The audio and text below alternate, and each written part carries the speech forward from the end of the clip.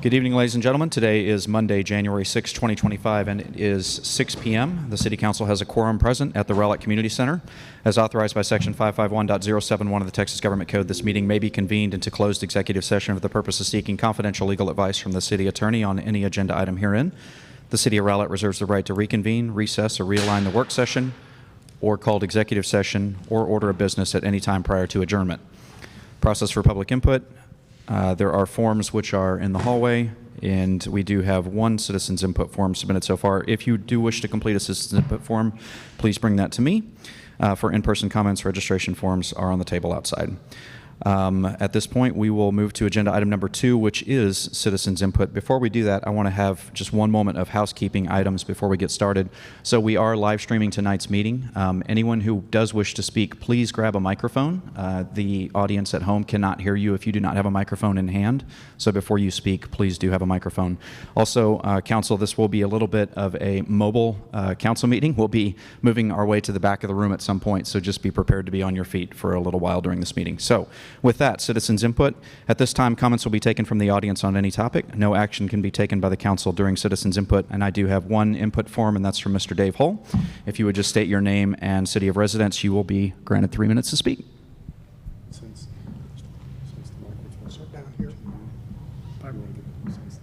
Dave Hull, Rowlett.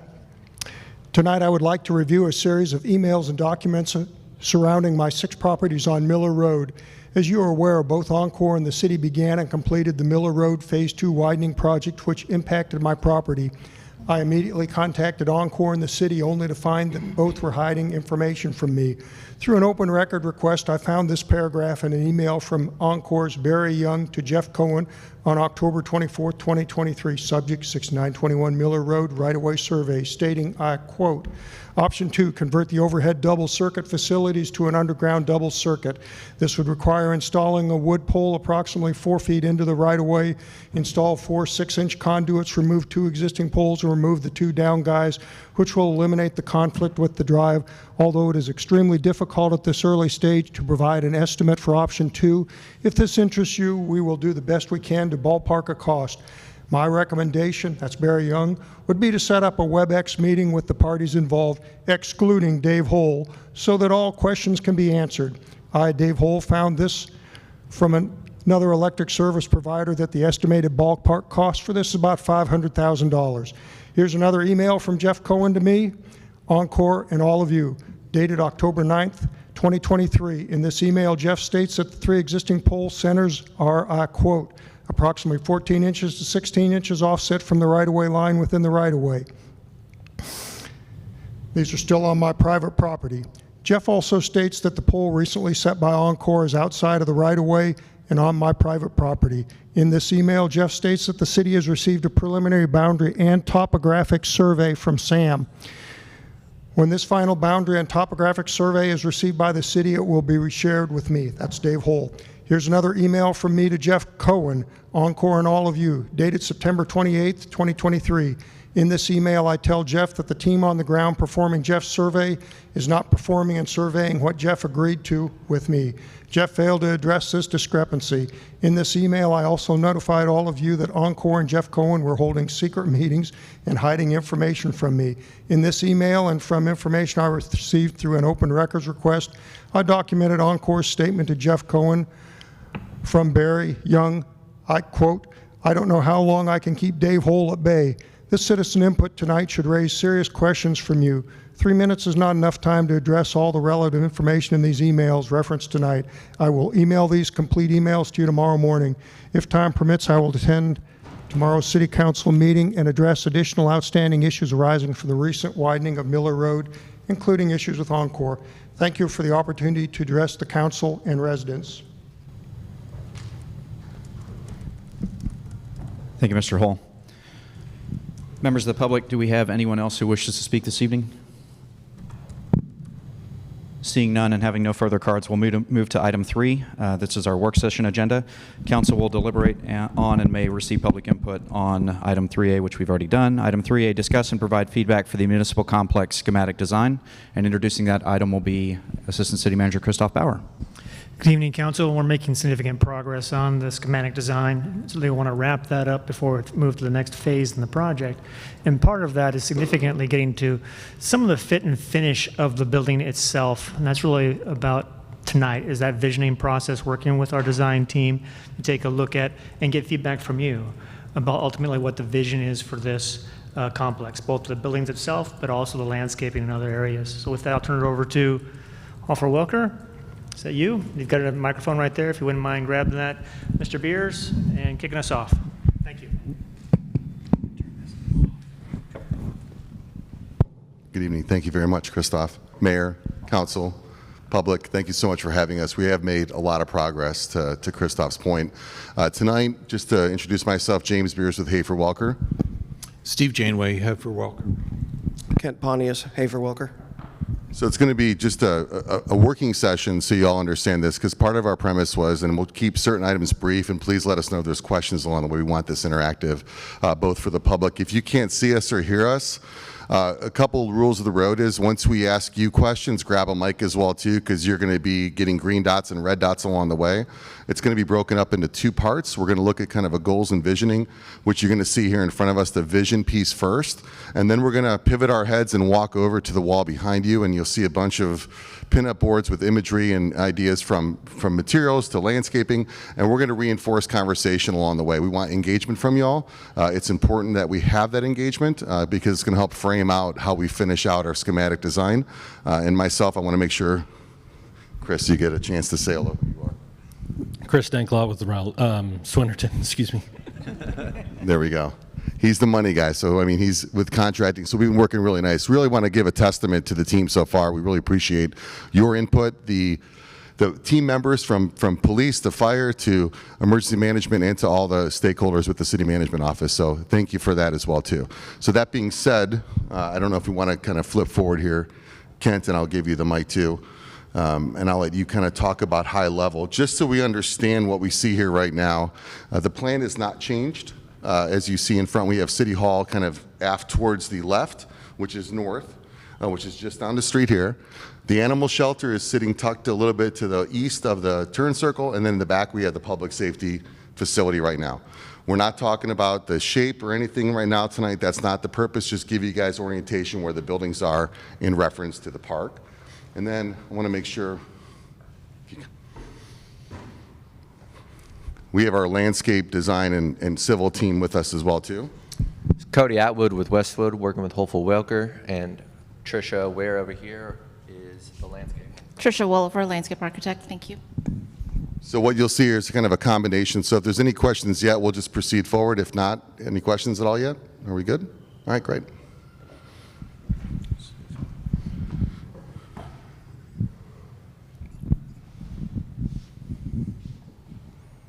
Next slide. So we did a little homework and discovered things that you were saying about yourselves, about the city. And so we thought we'd play some of that back and ask you to expand on that. What we're really looking for in this exercise is a dialogue back and forth, chiefly about adjectives and how you describe things and what words you apply to them. And then ultimately what we want to do is sort of apply imagery to that. So define the words through imagery. That way that helps us sort of build, for lack of a better word, a lexicon of images and words together that are attempting to describe the project itself. We can use those as creative material to be able to take the project on to the next phases in terms of developing the architectural character and the sort of spaces between the buildings and how all this sort of stitches together. Now, this is not unlike the last time we all met together and talked about different schemes and different scenarios and how that can play and work out. One thing I do want to make sure is that we're not really trying to pick a style of a building or something like that. We're really talking about just sort of defining what we mean by the words that we're using to talk about the project. Because trust me, by the time we get through this exercise, we're all going to have different meanings for those words, and this is just an easy way to sort of try to level the playing field of what that means. So this first example I pulled off your website, and it talks about a mission and it talks about a vision, But it's a very pragmatic statement about that. You can, if you read through it, you kind of identify that there's a certain pragmatism there, which is very citizenry facing in terms of what the purpose of these statements are. If you go to the next version of this next version I found from, do you want to just switch to the next slide? This next version comes out of the Downtown Master Plan. And you can tell that this statement is more qualitative in terms of what it's trying to say about what the master plan is attempting to address. Those are the kinds of things that we're trying to get at in this conversation tonight. Qualitative statements, words that you would use to describe where you want the project to go, how it relates to the larger city environment, what you see for the future of the city, and what this project may aspire to contribute to that. So that's just to sort of help you frame where this goes. Now, if you read these statements, which I think are important, there's discussions about walkability, family-friendly, upholding a small town charm, new and exciting development. The mission statement talks about a downtown that enhances the community's quality of life, fostering economic activity, providing entertainment opportunities, offering thriving environments, serving as a cultural core to the community. Now, I know none of you probably wrote that statement or maybe was even directly involved in its development, or maybe you were indirectly involved in its development, but it does make a very clear statement. So as we have this conversation, please feel free to expand on any of these things that we're putting up here so that we can begin to capture adjectives that you're using to sort of help define the framework of where we want to go. So I see a lot of heads nodding. That's a good thing. Everybody kind of gets where we're going with this. Any questions about this so far? Is there anything about these two statements that are on the screen that you'd like to address or talk about, expand upon? Okay, we'll go to the next one. So here's some critical comments that we found inside that same master planning document. There were several that were on a page, but these were interesting because they really were addressing more qualitative aspects of what the master plan was trying to address. The need for definition of character throughout downtown to define identity and sense of place. Identity and sense of place, those are really important statements because that has to do with what is the connective tissue, the physical sort of connective tissue of the town itself, and how does it sort of ascribe to an identity. Limited pockets of unique developments or facades to create interest and appeal. And so that sort of speaks to the experience that you think people are having is a bit fragmented, that it doesn't have a continuity or a consistency about how it's being represented. And all of these may or may not be true. I'm just to pull these from the document. A lack of clear and suitable downtown brand, theme, and feel to define downtown. The idea of brand in that statement I think is really important because I think that's what this project really ultimately is attempting to address, establishing a kind of brand identity for the city that plays out in its physical facilities. And so that's really the conversation to tee up that we're trying to have tonight as a group is what is that definable brand? What defines it? What texture does it have? What feeling does it have? What materiality might it have? And so that's really sort of the discourse that we're trying to tee up here. So any questions, comments, statements as relates to the stuff that we just presented to you? Just a question then, since I see you guys all quiet for a minute. Who was part of this original planning process, Christoph? Was there a group and a team member? Because I know this was October 2024. It's open source. We do have a copy of it. But who, raised show of hands, who had input to any of that work session? No, it was a fairly broad input that brought community stakeholders from the downtown area and from the council as well. We had a number of sessions actually in this room where we let people participate in that process. Perfect. We saw Post-it notes and things like that of different things that people were saying, things that they thought would be desirable to have, like live music, parks and recreation, open space, things like that. So there was a lot of information there. I think the key thing is to reinforce those items. So what we're doing as we're drawing questions, if you think of words that are important to you, we want to track those words down right now. And so I'm writing down words that we're seeing with nodding. So if there's something that you have, we're going to use them in a minute, but right now the next 15 minutes or so is to go through this understanding that we have of what that, yes sir, you have to grab a microphone. I don't know if, I'd rather just keep the comments to members of the council at this point, if that's okay, Mr. Hull. Thank you. sorry about that, thank you. I want to make sure we have clarification there. Yeah, So. if we have a public session later when we're kind of in a period of transition, that'd be a good time, I think, to share those Perfect. thoughts. Perfect. What is the next slide, Ken? Is that the last?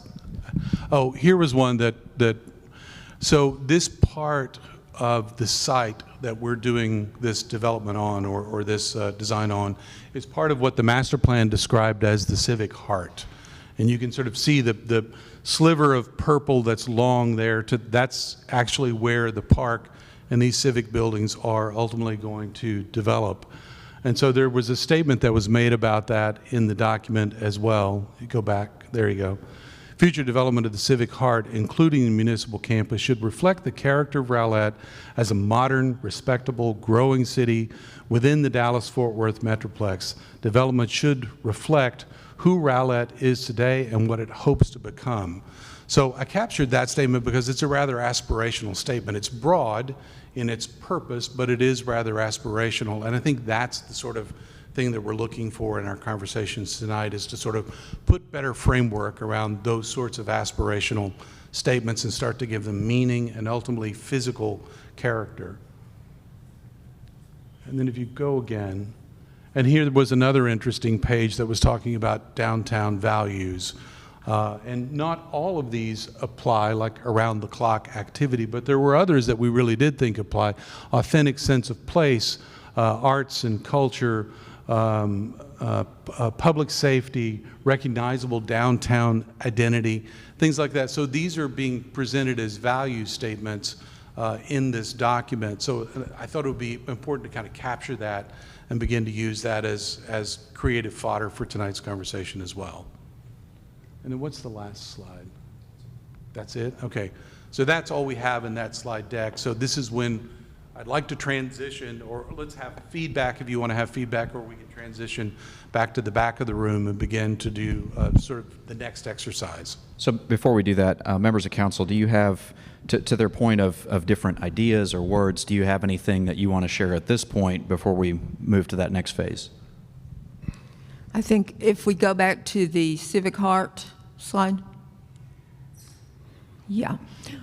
It talks about modernity, modern, respectable, growing, who Rowlett is today. But I think we also don't want to forget where we came from, because that's something that's important to a lot of our citizens, is to preserve that small town, intimate feeling even as we grow. So I think if we could put something in there that would kind of reflect that, because that's left out of this, I would like it better that way. That's exactly the kind of comments we're looking for. Perfect. Can I go ahead and jump in with here's Please. some words. Yes. So I was just writing them down kind of as we were talking and looking. Some of them are very generic, kind of design stuff, light, lots of light, open space, which I think is pretty modern design today. Up there you use the word modern. I kind of put it a different way. I'd like to see it technically advanced, and I think that's maybe a better definition than modern.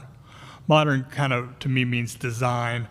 I'm more looking, is this a building that's technically, whatever that means, whether it's infrastructure, whatever within the framework of that Sure. design, we're leaning on the best technology we can as we design it.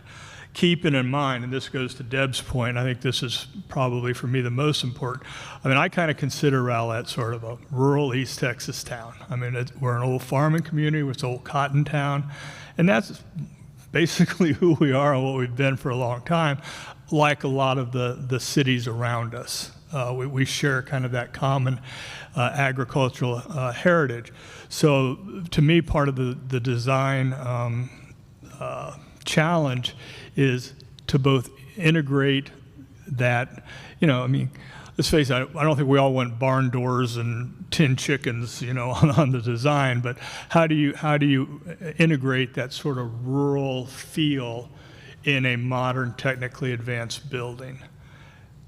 Let me just echo something you said, because you said the words, and if you go back to modern, those are your words from your strategic plan. So what you said is perfect because it gives us illumination into each person's caveat of definition of what modern is. Yeah. So that's the purpose of today, because ultimately, in going back, and Christoph can chime in here too, ultimately you guys have the aesthetic determination of the process for approval. We're not there yet. This is a step towards that direction. But if we go in thinking modern is this, and you think modern is that, or rural is this, and a barn door is that, that's what we're trying to get to. So you said it perfectly. I just want to say thank you for that, because that's what you all should be thinking about as we start engaging today. And we're writing a lot here, so thank you. I just Well, if I said it perfectly, I hate to continue, but I will. No, please.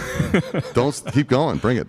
Well, the other one is, as looking through a lot of drawings and driving around looking at different cities and stuff, I do want it to be visually identifiable. Though I think if you look at a lot of modern, particularly North Texas municipal type complexes, there can be a certain sameness to them. I can think of some that are maybe exceptional, standout type designs, and given we've got a lot of barriers, but still, that it is something that's visually identifiable. Yes, sir. When you say a lot of barriers, what do you mean by that? Well, I mean money. Let's just start with that. Money, sight, those type of things.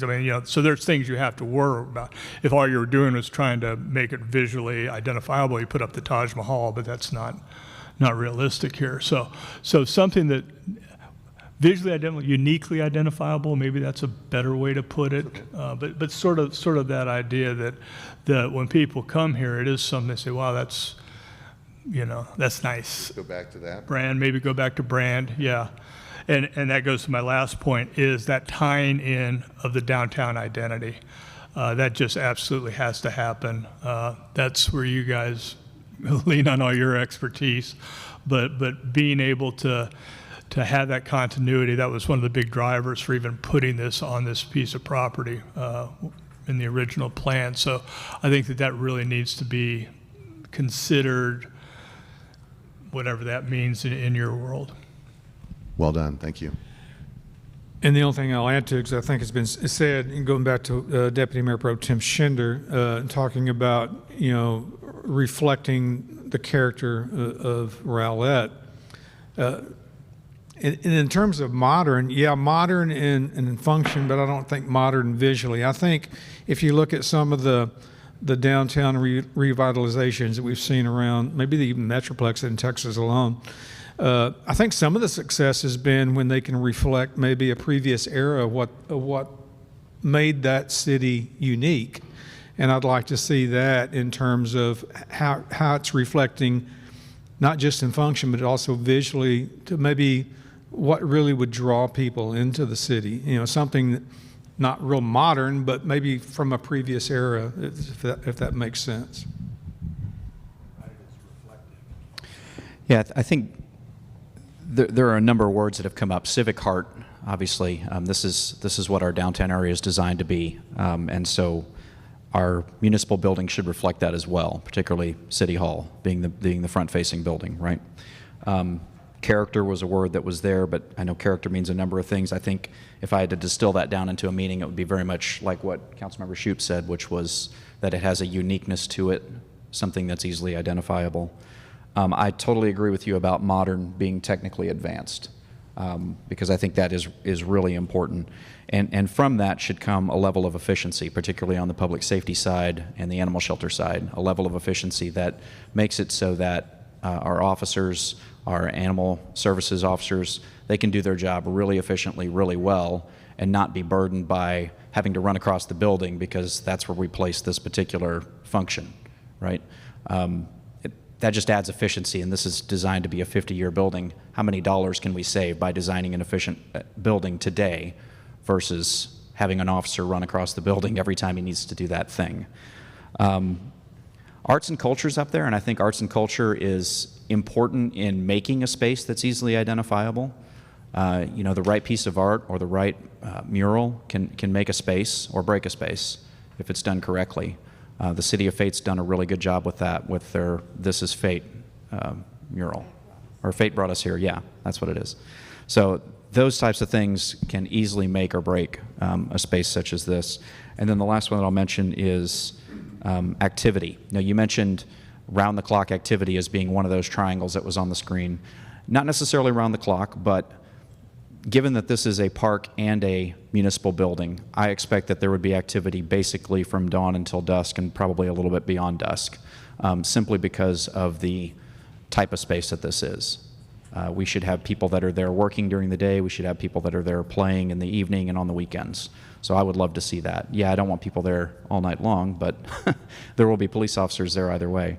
But in terms of the space, I think the activity is a really important characteristic.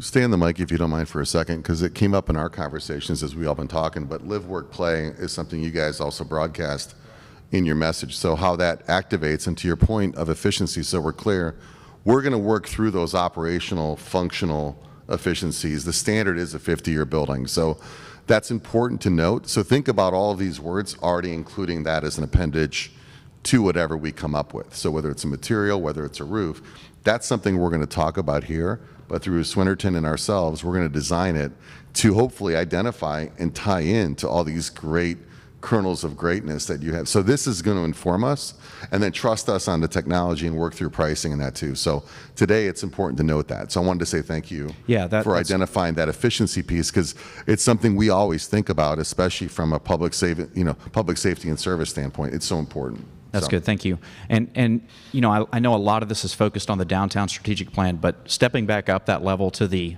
overarching strategic plan for the city, I mean, that was a very citizen-driven initiative as well, right? And so I was on that strategic plan steering committee way back when, and I do remember the live, work, play aspect. And when I think of what this space needs to look like, it's kind of a live, work, play. You know, sans the live to a certain extent, I suppose, but it should be a space that has that utilization factor to it. Thank you. We talked about character. I think another word that we might want to look at is personality, because cities, like individuals, have personalities. And going back to the identity question, I've heard over and over and over that Rowlett's problem is that we never decided what we want to be when we grow up. You know, what do we want to be? Do we want to be a bedroom community? Do we want to be an industrial city? Do we want to be a modern city? Do we want to be a rural city? You can't be everything at the same time. So you have to make some decisions and decide what your personality is going to be. And I think that word should be in here somewhere. I think that we want our personality to be a friendly personality. That means citizen friendly. That means business friendly. So I'd like to see those words in there, in the mix. Thank you. I want to keep a follow-up back to the friendly piece. Sure. As we start looking at identifying those pieces, as we go through it, think about that, because we're going to challenge you as to what that means in the overall concept, because we're serving the public. But you said citizen 4 times. I thought it was great. So you guys are about the community, and you really do care about your citizens. Yes. And I think that representation is something that's not going to get lost. We just have to translate those words into the environment that supports it. So we need your input for that, not just today, but through the entire process, and from city management all the way down the line to all the stakeholders. So keep that in mind. Those are questions that we are going to bring up, and we're going to challenge that in the process too through the group. So that was very helpful. Okay. So thank you. Thank you. So I'm going to take a little bit of a different direction. I certainly would always want to honor our heritage. Of course I would. But since I moved here in 1972, to me our heritage is the lake. So I really believe that it is important that we somehow we incorporate the fact that we are a lakeside city into our public spaces. We have kayaking trails, we have sailing, we have fishing, we have all of these wonderful recreational opportunities, trails. So I think that that is really important looking forward. I would never want to discount our water tower and our heritage, but our heritage is also the fact that they built a lake here. And so I think that that really is very important somehow in the park environment to somehow tie into the lakeside recreation, that kind of idea. You're not going to get away without a follow-up. When you talk about the lake and the activities, one of the things that came up in our discussions through the whole kind of narrative was to bring the water, to bring the features into the site. So what you saw in the previous site, and I don't know if you want to pull that site plan up really quick, Kent, is those types of components will inform the landscaping for when we're working through the design with Westwood and what we're doing with the city. So it's important. How do we do that? We need to go back and reference and pay homage to it, whether it's marking the trailway or marking directions to it or wayfinding, whatever it's going to be, some way to bring that movement into the site itself. That's what we're already thinking about. We have no idea what the final result looks like yet. But Yeah. this helps fuel. That's the fuel we need from you. So I wanted to thank you for that too. Sure. The Sapphire Bay, somehow, you know, again, respecting our heritage, but we also want to, I would prefer that we also focus on the future. We're looking forward. And I hope that as we move forward, we can encourage all of our residents and our neighbors to be outside, be on the lake, do all of the fun kind of things that are here available in Rowlett that are not available everywhere else. I think that goes to your point, if you don't mind me saying. When you said Sapphire Bay, though, can I ask a follow-up to that, but also make a point? It seems to me you're talking about engaging, but also being engaged or staying engaged. So it's the longevity of this project, not to mention this, it's the longevity of the city, is how do we stay, through our efforts here, how does it translate and help inform elsewhere? So you're setting a brand today that's going to be that future cast. But Sapphire Bay, you made this statement. What from Sapphire Bay were you saying when you made the reference point for Sapphire Bay? Just the development itself, or just curious what you... So I mean, that it was originally a park, and so the idea that that is still a place to play, and the idea that that is part of us too. You know, that whole peninsula is part of Rowlett, and sometimes I think we mentally divide the city a little bit into this side of the lake and that side of the lake, and we are all one. We're all one city, and so somehow just I don't know where I don't know what the answer to that is, but the idea that, well, that's us too. So and that's a very urban. I believe it's going to be a very urban area. And so how, you know, that goes to your walkability, that goes to all of that kind of stuff. So I just think that somehow it is, I understand that this is part of downtown and I appreciate that, but I do think it is really vitally important that we incorporate all of the city in all of the recreational, let's say the recreational opportunities throughout the city somehow. I don't know. We're going to expand, but that's very good. Thank you very much. It's tough going the last with all these great ideas. I appreciate all the comments and agree with all of them. And 3 words come to mind. The first is relevant, which would be a nod to the past, but also a look to the future. And how do you stay relevant for the next 50 years? The second is anchor. I'd like to see this be an anchor. You know, we don't have a courthouse and a town square that provides a downtown identity. And so I think as an anchor for the whole city to look downtown, this is, after all, the people's house, if you will. So a place where people want to come and help activate the rest of what we have hope to be downtown in the future. And as a part of Anchor, magnet, so just something that would pull in the community. Again, to a couple of my colleagues' statements here, where they'd want to play there and hang out there dusk to dawn. You can't escape yet, I promise. You said something a second ago that I didn't write down, but go back in your track of your mind if anyone heard it. You said activate.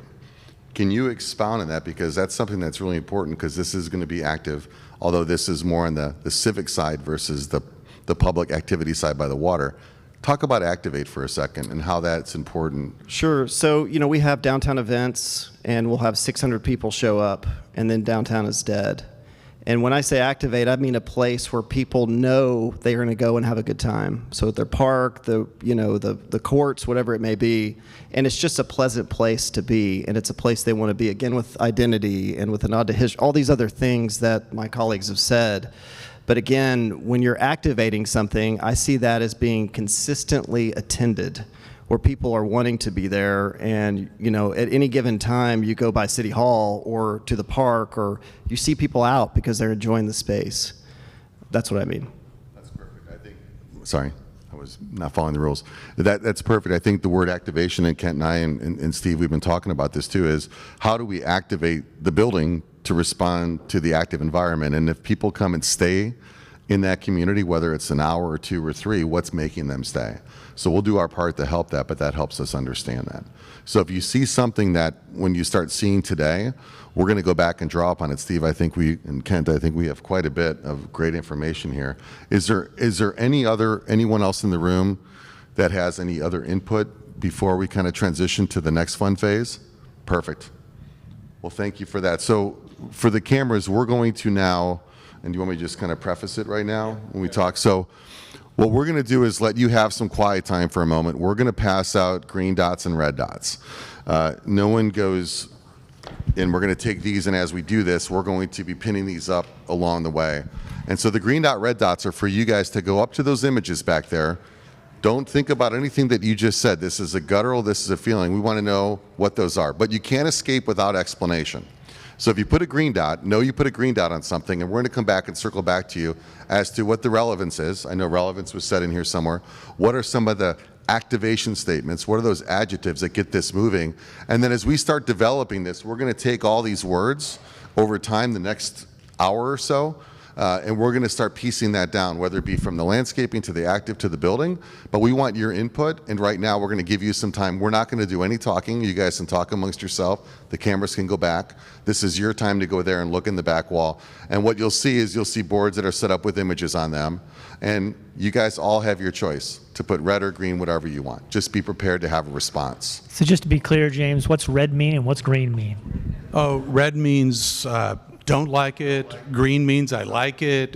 You can qualify them in a lot of different ways. What we're really going to talk about is why you like something and why you dislike something, and how that relates to the adjectives that we've sort of tried to capture out of this conversation. So there is no right or wrong.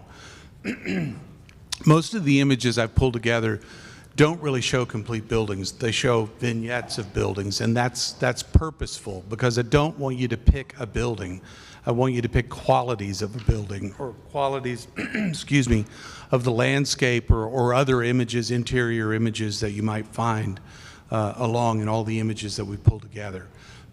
So it's not trying to pick a solution, it's trying to pick things that represent how you feel about the conversation we just had and the words you used. But when you do put a red dot or a green dot, be prepared to say why, because we will ask you. That's the whole point of the exercise, is to find out why you like it or don't like it. James or Steve, is there a particular time limit on this particular portion of the exercise? Yeah, Mike. I want to turn to Christoph.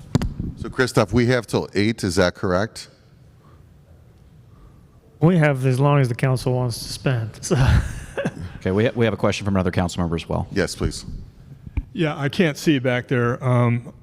As we start sticking dots on, are there any reference numbers on the pictures? If you're going to be asking us, we can reference particular pictures. Each one has a board number, okay. And so it's at the top. It's A, B, all the way down to L, and then each number. So the numbers are numbered is number 2.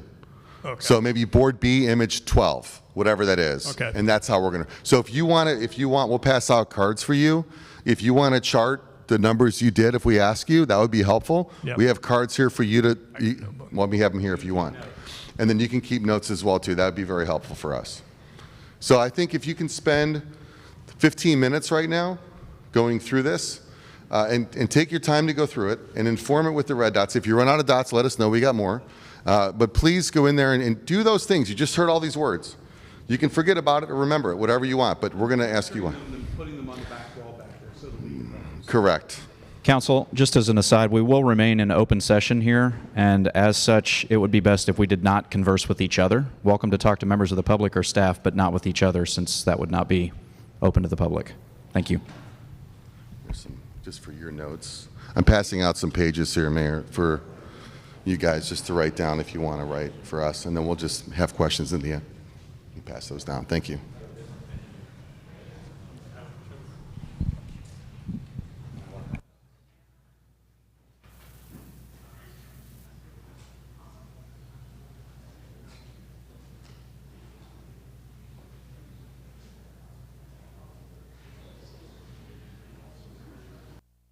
I think what we're going to do is we're going to reconvene now. Has everybody had a chance to put their green dot and red dots up and take their notes, Council? Ladies and gentlemen. It's up in your head. Ladies and gentlemen, if we can make our way back here to the back of the room, we're going to continue the meeting now. Thank you. We'll give you a couple quick seconds to get here.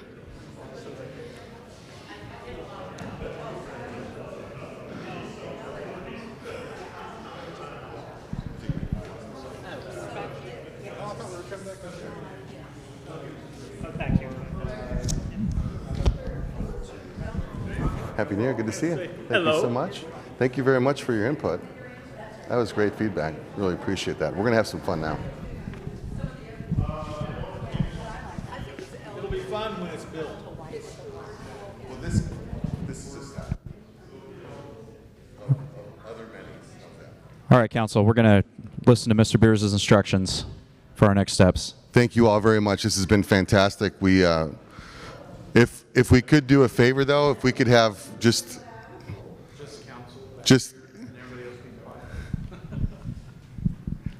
we're going to start again. So if we could just have the focus be up here for council. So what we're going to do now, and Steve, Kent, myself, we're going to walk around. We have words written down here.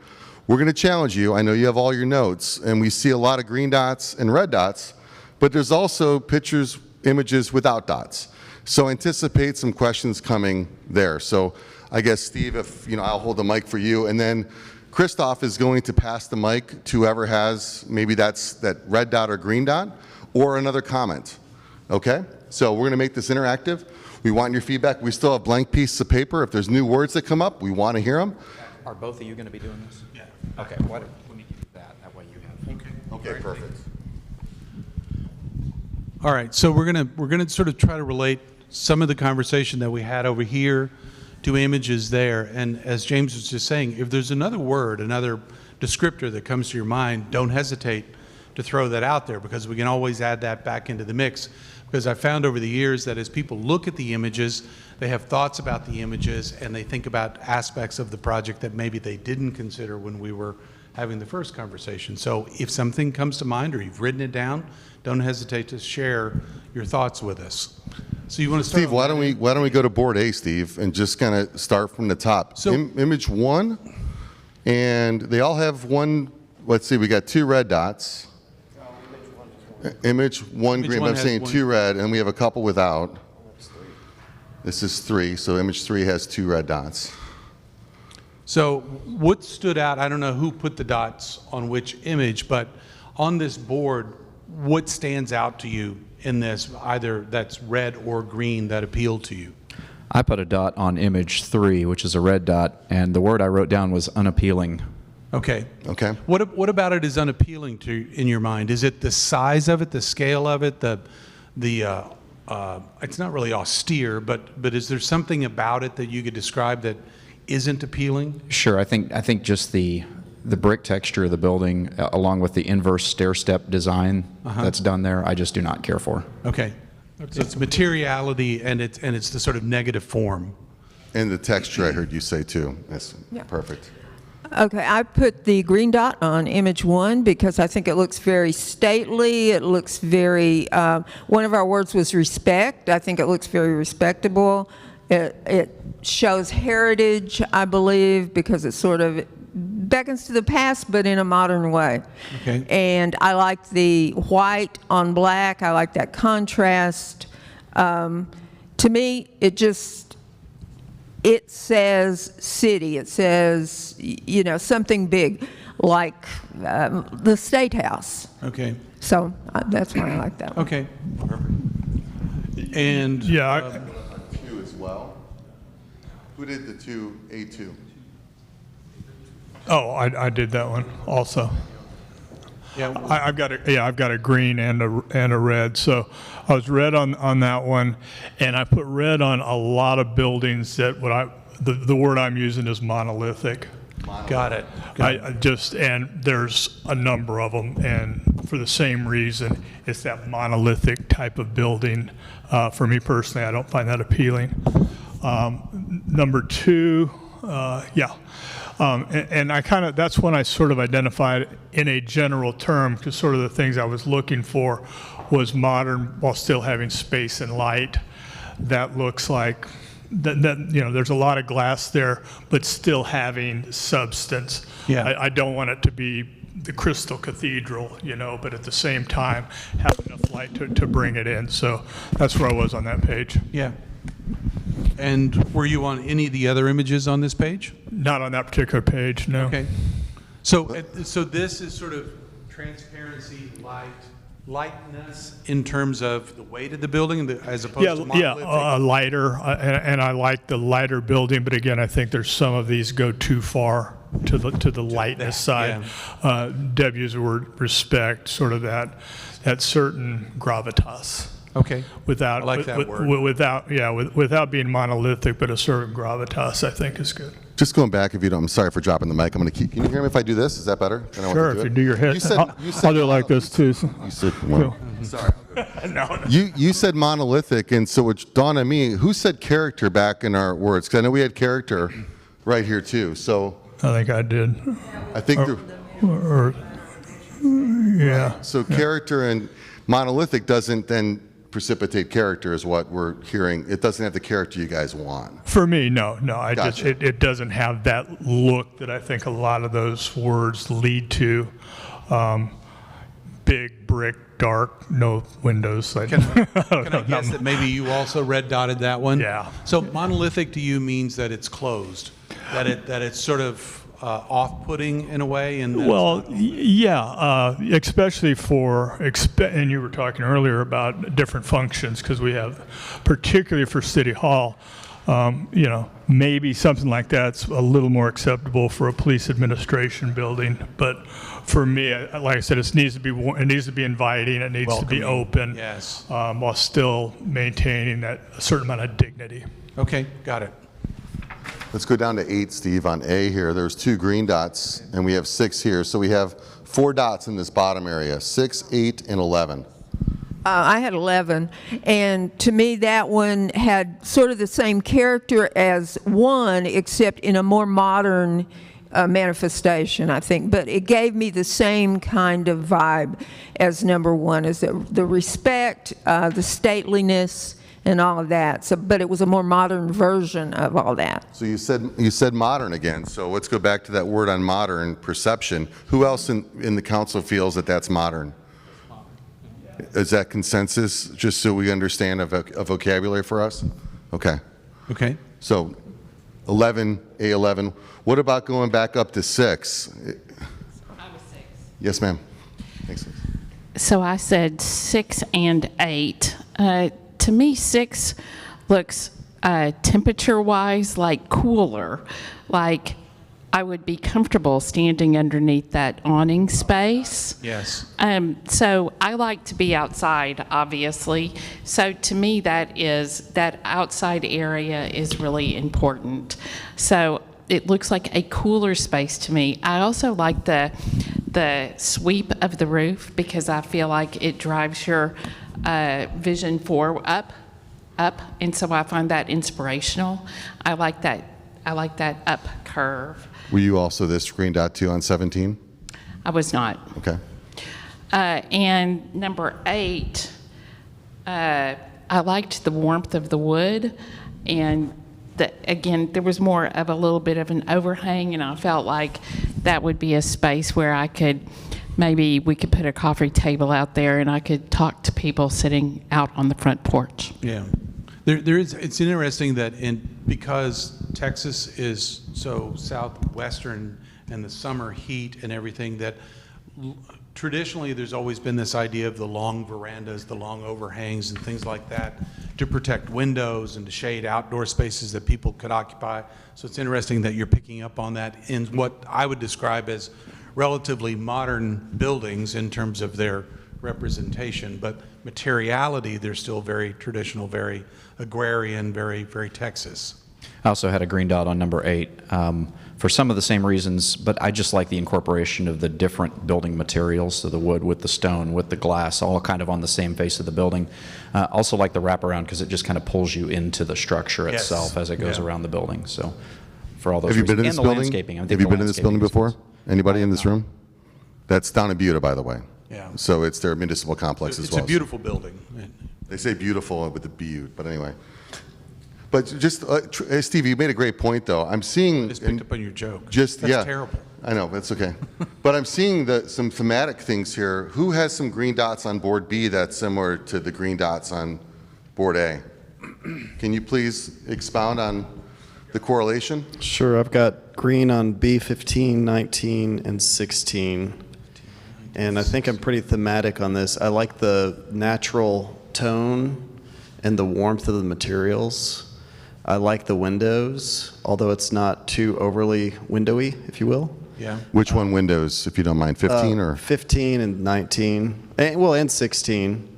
I mean, it's not just a building of windows. There's it's not a glass building. Thank you. That's what I was looking for. 16 looks too much like a really cool ranch house to me, not like a municipal complex. But I like the building materials, and again, the warmth that kind of makes me feel when I see that. I put one on 17, and again, if you look at 17 here and 2 on number 1, you can see a certain amount of commonality, and sort of what I like is large glass, open, probably open space area within them, and then still having a little more of the traditional hard facade on the outside. It's interesting that 17 and 12. It's interesting that 17 and 12 to me have a lot of common characteristics, but nobody picked 12. Is it just not liked or disliked or just neutral, or there's others that kind of satisfied one of your internal contemplations? Yeah, less windows. Less windows. Maybe the picture that looks so like a park restaurant. Yeah, it does. Everybody makes an interpretation. Noted. We'll write that down on another board later. I put a green dot on 15. I actually really like the landscaping because I worry about the huge expanse of grass because it turns brown in July. Or we're spending a fortune on watering. So I really liked that. I really liked the landscaping, and I also again felt like I could sit on that bench and talk to somebody. So from a temperature environment standpoint, that same point you made with the overhang and going outside, like it's cool, it's a place to have refuge. And with Westwood here, listen to that, we're going to create those spaces in the landscaping areas too, so it's nice to hear that. Yeah, and there's a concept in landscaping called xeriscaping, which is to use plants which are more locally, organically, naturally occurring in the local environment, so it cuts down on maintenance and et cetera. So yes, grass is kind of an unusual thing in Texas to try to maintain because it requires a lot of water.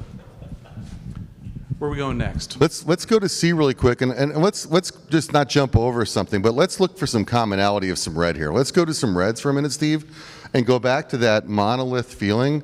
I'm looking at D38, D42. There seems to be a theme of not liking the brick. Yep. Is that a consistent? Is it the austerity of the images, or? Yeah, I think I put dots on a lot of those red buildings, and I'm thinking they look stark. They look like either something out of maybe the Soviet Union or maybe, Exactly. I'm thinking maybe Marine barracks or dormitory. I didn't like it. It was just too stark. And most So of that's them an have very elicited emotion few then. or very small windows too. So that was one of the reasons that I didn't like the red brick ones. KGB don't want you looking out the windows. So. Exactly.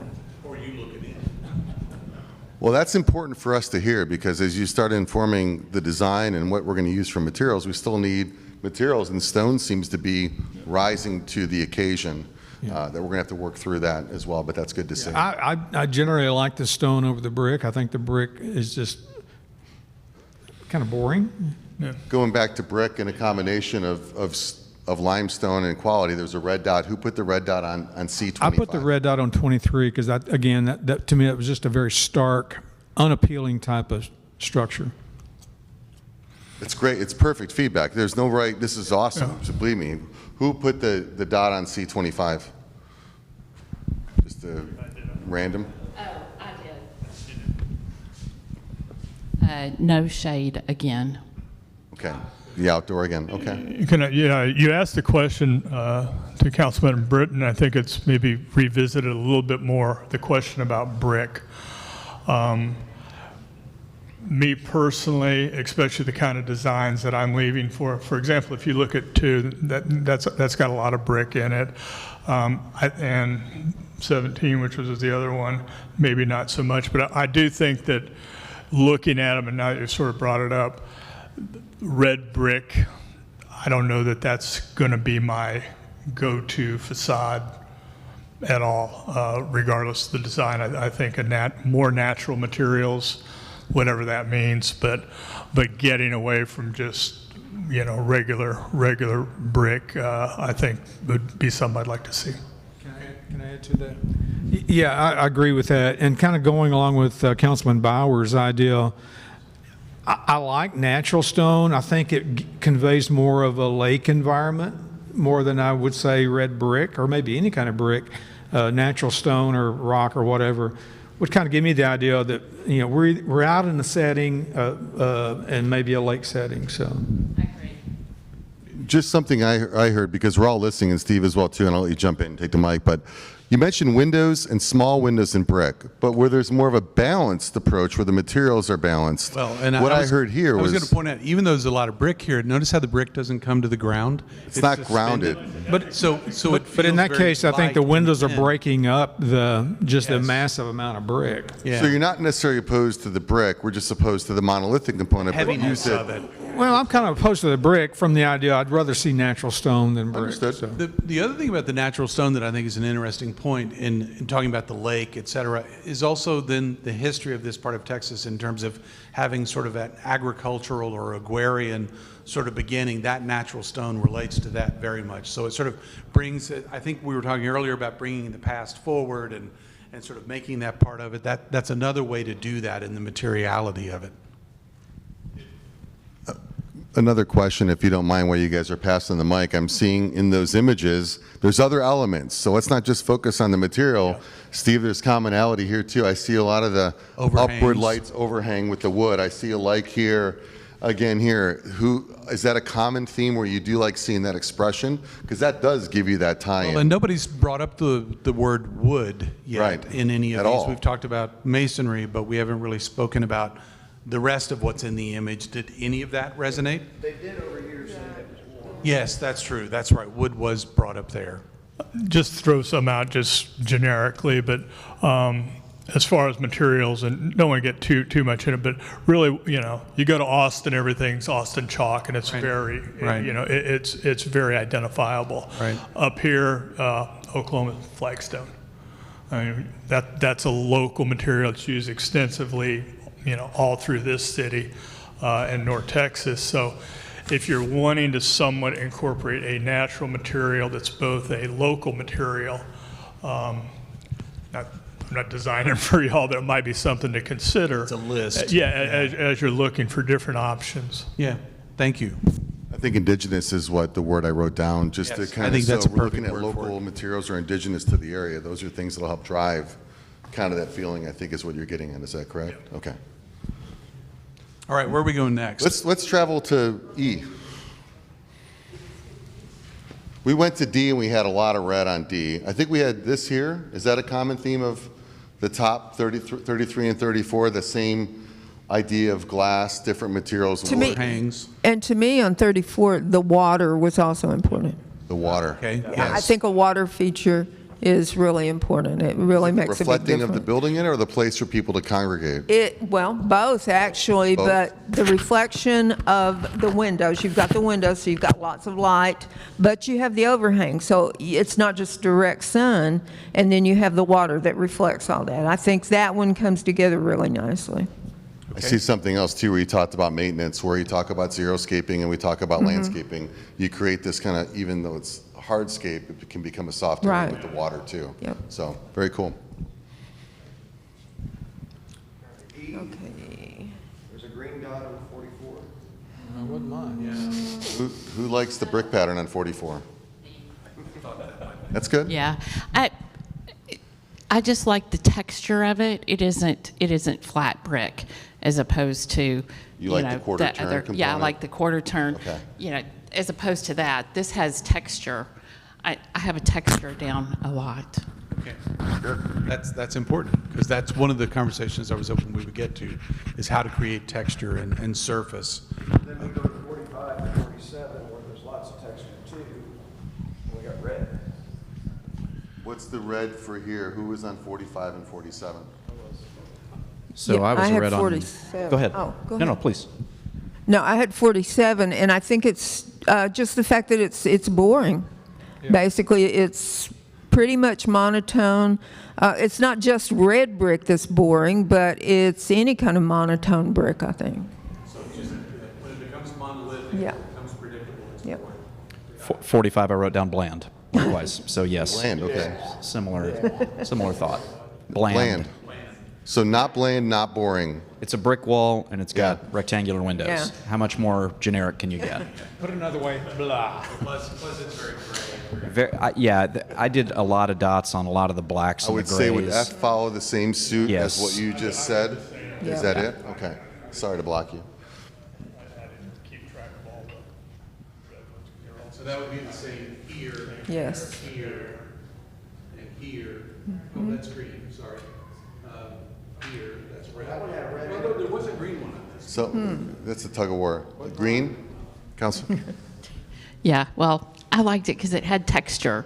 There were different types of brick, and I just felt like there was more texture in the vertical and then the horizontal. So I liked it. So an appropriate amount of texture is something we could consider. It is a little more inventive in terms Yeah. of its use of brick. Let's keep Okay, traveling down. I can assume Yeah. that the same comments are here. Let's go back to 56 though. There's a, is that okay? In here? 57? Yeah, the red dot. Who was the red dot here at the bottom? Who didn't like texture? 57? I think that was mine, because to me, again, I think that was mine. To me, it's looking just stark and just kind of bland and boring. Okay. Okay. Great Again, it feedback. goes back to the brick. I prefer not the brick. So I'm curious about, because there's another one coming up, with the different colors of brick, if there were differentiations in the tone of the brick, does that change your opinion of that at all? Not really, because I'm still going back to natural stone. I like that the Okay. best. All right. Yep. So you're Same. just I heard sticking same. with the preference. Sticking to it. In this image, there's this one, which I'm going to guess we're going to hear about light and thinness. Yeah, it's the warmth and the natural materials, the wood, and the landscaping, all of it just, again, it's just warm. Yeah, sort of what we're hearing down there. Is that a fireplace, or what actually? That is a That is a fireplace right there. fireplace. That's a chimney.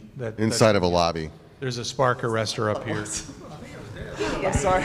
It's not his. He tried to take it. I do like it. He likes it. Right, so that's good. But what I wrote down was light, airy, and open. Yeah. I like it. It looks like it's out in the woods, a place that you would be comfortable looking out at the landscaping from inside. So in a park-like setting, Yes. you would sort of expect that a building would reflect these kinds of Yes, I would qualities. want to be able to see the outside from. See the park and see the activity. Okay? Let's not be remiss about a couple of these guys here. Is that the same context for? I think it's the same G negative 61? comments. Yeah, the brick. And same thing with 62? Yep. And I see a 64 on H, and I see a couple greens and a couple reds down at 72. So at H, Getting to interiors at now, H so. through I, we really start talking about interior environments that you can see the images change. So let's talk about the green dots that we're seeing here. Well, let's start with the red. What's the comment there? That was mine. Again, I hate to use the same word, but it's just kind of boring. It reminds me of when I was working in the corporate world. It looked like cubicle world. So Gilbertville. it's just not very inviting. Okay.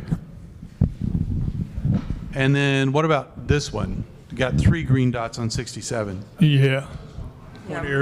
Yeah, and that was one of mine. And again, I like the formal feeling. I think for this being a council chambers, I've used the word before, but some gravitas to it. It's you know what you're there for. It has that Sessional kind of. yeah, that this is an important place, and so I'm not nearly as concerned about this being light area and all that as it really has that feel of a governmental body center for me. Is there anything with the shape that you drew upon with the circle or the Yeah, I was going to speak to the circle. I really think it provides a very open environment where people sitting on maybe the end there, you feel like you're still engaging because of the curvature of the seats as well as the dais. I just thought it was very open and inviting for everybody. Now, it's interesting in this one, and I know this is going to be a topic, but what you're seeing here is a flat floor, or it appears to be flat,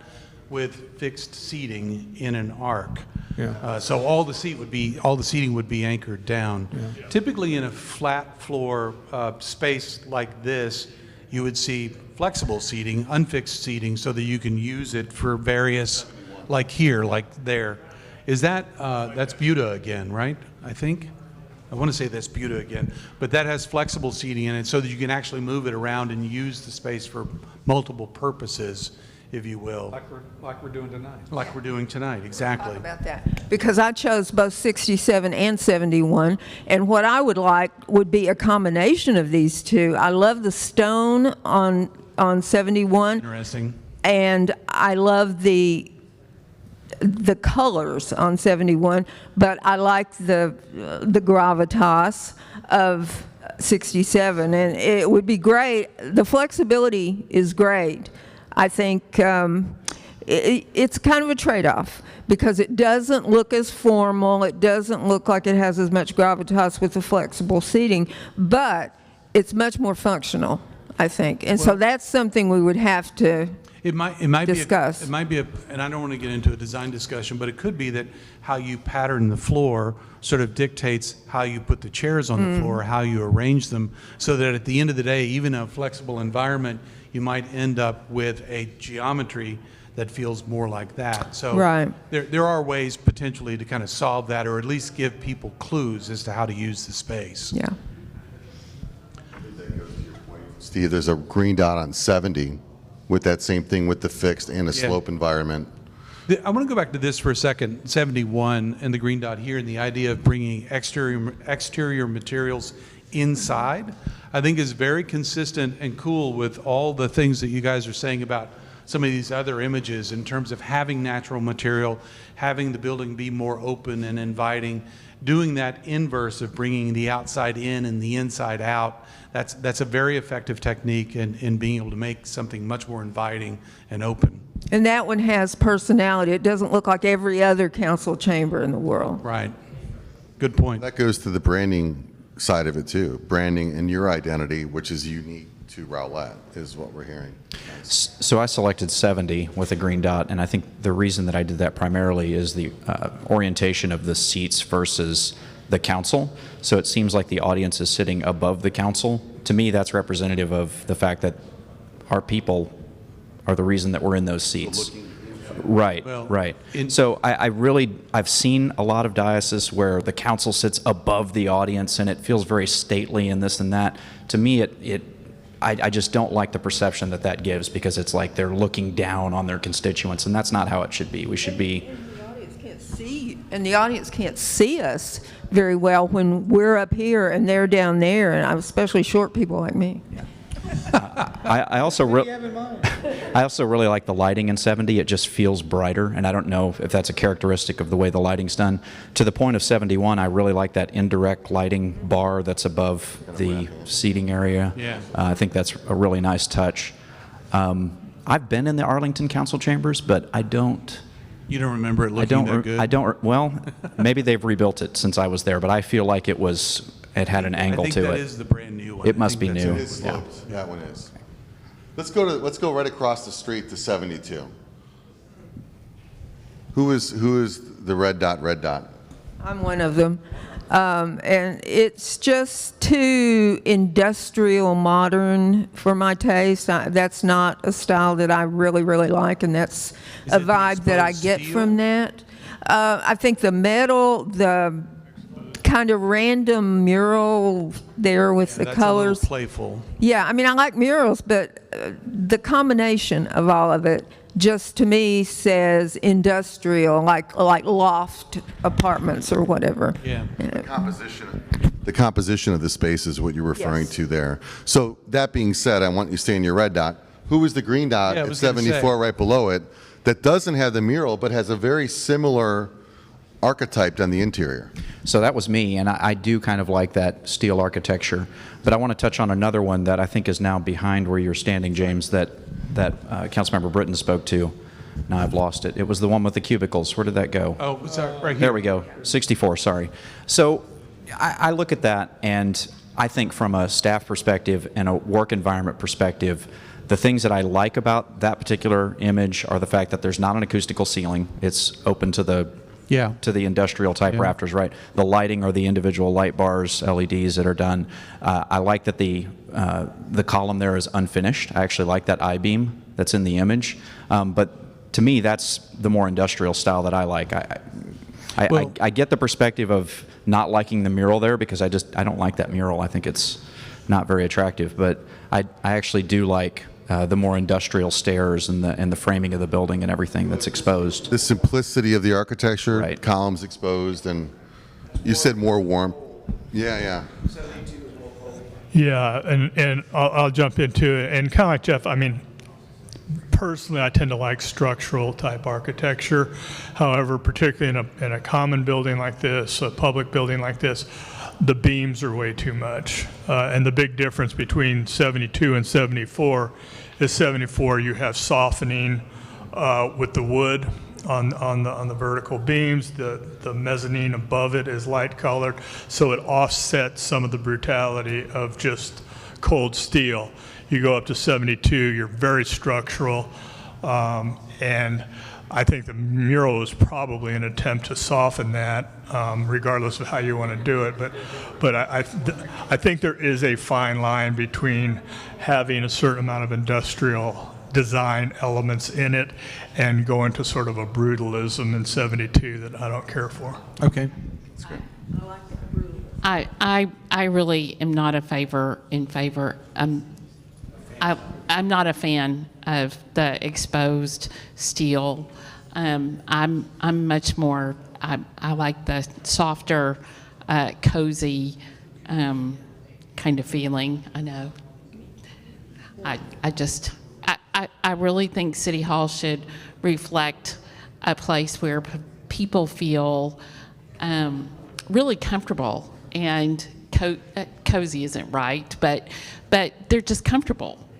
And so maybe this is a good time to kind of reflect on the fact that we're designing 3 buildings here, and maybe for City Hall that's not the right look, but maybe for our public safety building it is the right look. So that might be a good topic of discussion for the group also.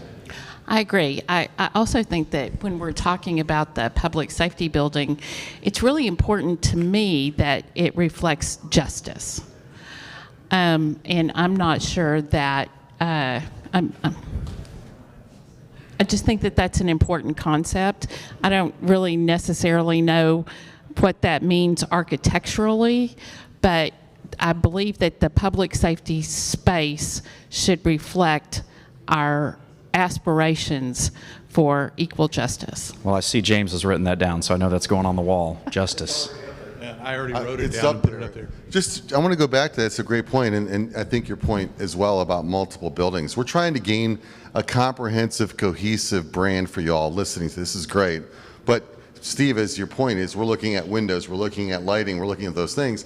This is how we're going to inform each space. They're all going to have their own unique operational effect. Public to private is important. And to note. the kit parts can be modified to some degree from building to building without destroying the idea of brand.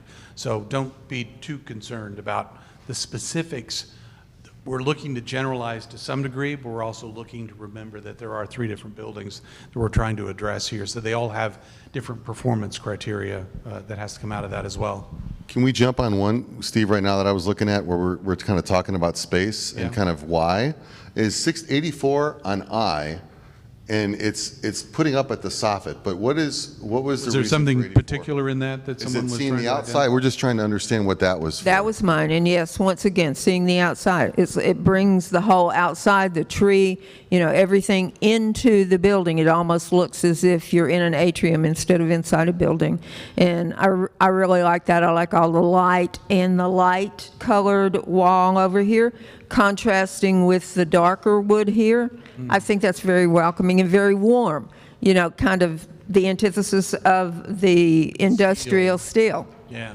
Is that considered modern in your definition? Because you define modern exterior. Is that considered to be? I would kinda your consider modern that to be interior? modern, Okay. but warm modern, not cold modern. No, understood. Okay. That's perfect. That's what we And want to then hear. I was curious about this one. This one Yeah. got 2 green dots up here at the Yeah, top. one of them was mine, and I liked I liked the openness of the windows.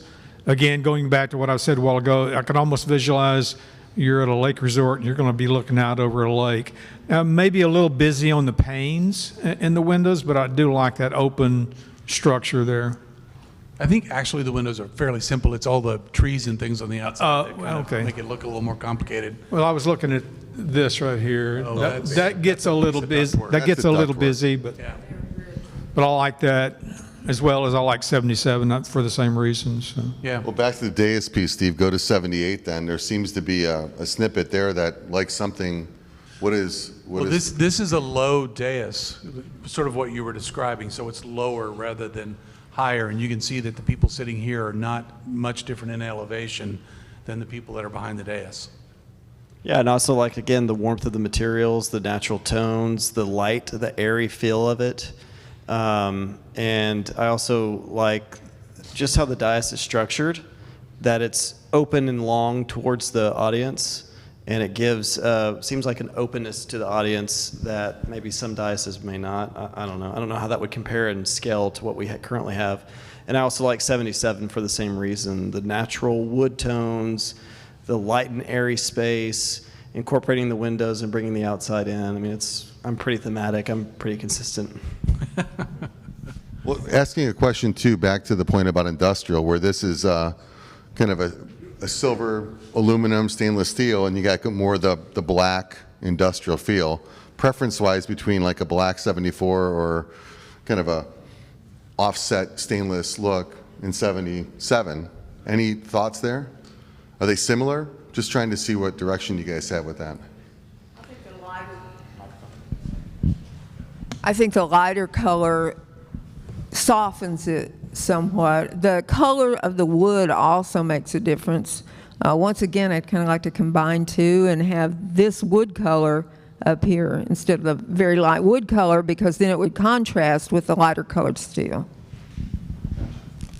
And I think I got a little bit hung up on the discussion about materials, but the thing I like about 74 also is the open nature of the space and then the activity that's happening there. So just seeing that there are people that are active in the space, I think, is really important. Yeah, it's a collecting area. Can I ask just a modern design Please. question? So we're looking at two different options, just in general terms, of the industrial iron is what I'll call it, and more the brushed aluminum, whatever you want to call it. The more silver shiny look, and I don't know any other way to ask it, is that sort of past design? I mean, is that you know, one of the things I know that I like is when people walk in, they're going to get the feeling they're walking in a modern, new building. And brushed nickel rails and door, you know, and maybe that's what we just use, I don't know. But are there other materials that maybe are newer type materials that maybe fit somewhere in that sort of structural space that are just different? I mean, and probably going to a lighter type material. Maybe there isn't, but I just wanted to ask the question. In terms of metals, metals are still the same metals that we've been using for thousands of years, and so it ranges from the bronzes and the brasses to the stainless steels and the nickels and that sort of stuff to the unfinished steel, which you see a lot of now, and you see that for economic reasons, and you see it because there's sort of an industrial expression that's being sought there. And a lot of these where we're seeing these steel exposed stairs and things, that's where you're picking up on that kind of industrial character of that it's a very unfinished or minimalistically finished kind of representation of steel and metals. But the range is still there. We can do powder coating and things like that to metals today that is kind of a newer approach to it, but you know, then there's anytime you coat a metal, you run the risk of having maintenance issues as well. So you have to be careful where and how you use it, particularly if you're talking about handrails and things like that, where it has constant contact. And that'll change too. So from public safety, just hypothetically, we're gonna have a very durable, low material because they're walking around, they're banging into stuff. But in the public safety side or the city hall side, there may be stainless steel combined where you're using it, where you don't have to worry about painting it, coupled with something that may be painted that you don't touch all the time. So we're looking at long-term.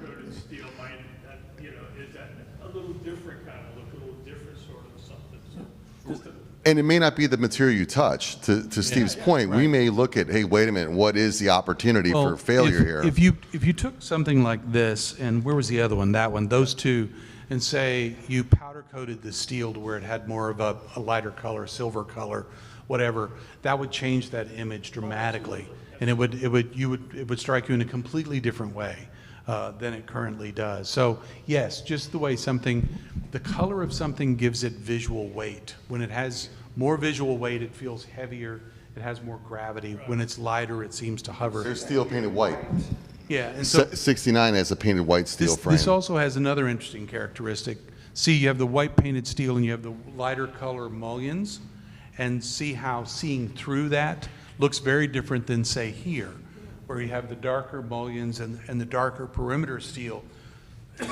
Even down there with Difference 84, is- Steve, the darker mullion versus the lighter, you get that When two you're on different. the inside looking out and you have the darker mullions, it really frames the thing that you're seeing beyond, where if you're on the outside attempting to look in, it tends to do that sort of thing where it goes dark and opaque.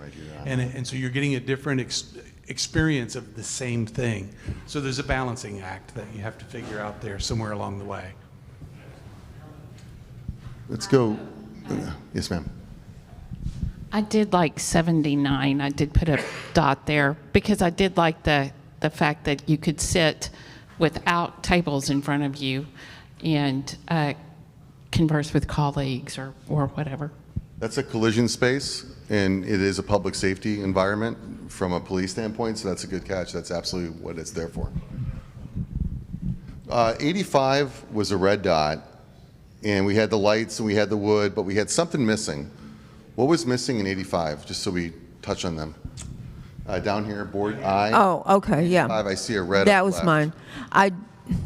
It's boring. Again, everything's all the same color, and it's that light wood, which to me, that seems outdated, like Michael was talking about the silver steel. That looks like, I don't know, 80s or whatever to me. It just, there's nothing there that stands out to me. It's just a room, and the chairs are the same color as the wall, which is the same color as the dais, which is the same color as the ceiling. So Who that's said what- contrast? I heard someone say contrast. I said earlier. contrast so earlier, yeah. That's a contrast statement too, is that correct? It's not contrast, Right, everything's there's no- kind of monochromatic. right. Not Everything enough blends contrast. into itself. Yep. Whereas here, you like Right. that because you have a Exactly. light, a white, a dark, but it Yes. all seems to hang. Yes, in it that. goes Okay. together.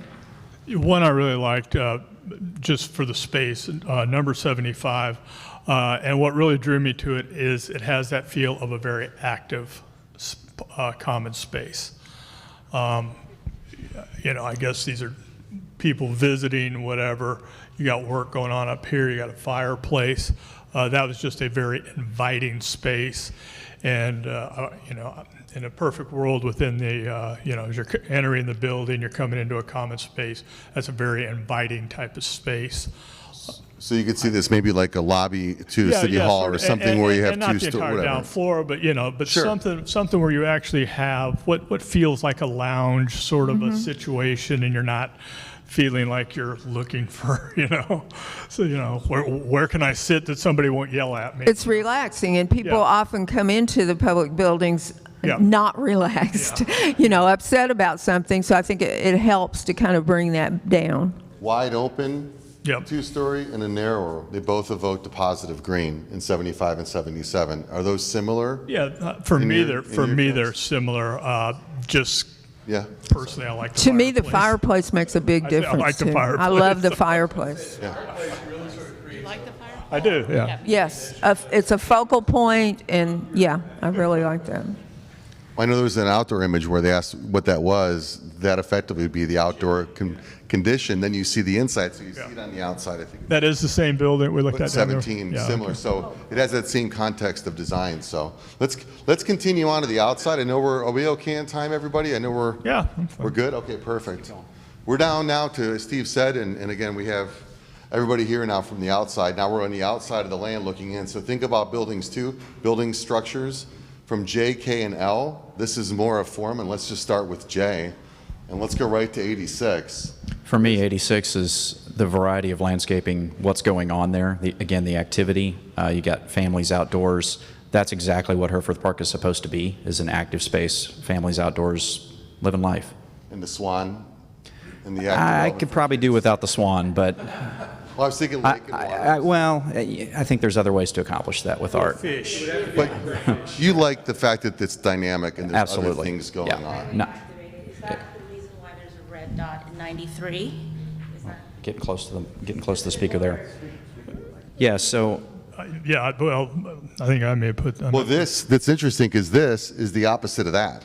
Yeah, this is too much Disney World down here. I know we want to have active park nodes, but I've said this before. I mean, you know, I don't want us to be Frisco with a giant Ferris wheel in the parking lot. That, you know, that kind of has that feel for the me. Colony You know, whoever's got the giant Ferris wheel in the furniture parking lot. Would it be safe then to say, okay, everything but that from a combination, but then go to the open one? And then maybe not the buildings, but I know this is downtown, but the park setting. And I put green on number 2 on 92. That was, and this is again a personal preference. I tend to in common spaces like well-designed but more formally designed spaces, even using native materials. I'm not saying they have. You know, I don't want trimmed hedges necessarily, but I do like well-defined green, well-defined beds.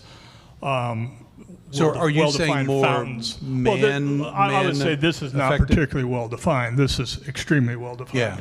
So manipulated as opposed to natural for the certain campus, areas. for the campus setting, particularly around the buildings. Now, once we get in the middle, a lot more options. But I personally, I would not want to see something like this on the other side of the parking lot. It brings up an interesting point simply because of the size of the park that we're sort of situating these buildings in, and that is the idea of the man-made versus the natural, and how that plays out. Clearly, the buildings, no matter what we do, are going to come off as being man-made, and we're talking about using more natural materials in them to make them more connected to nature. But then nature itself also can have an aspect which is man-made or manipulated in a way to where it's affected and can sit in contrast to that part which is not affected.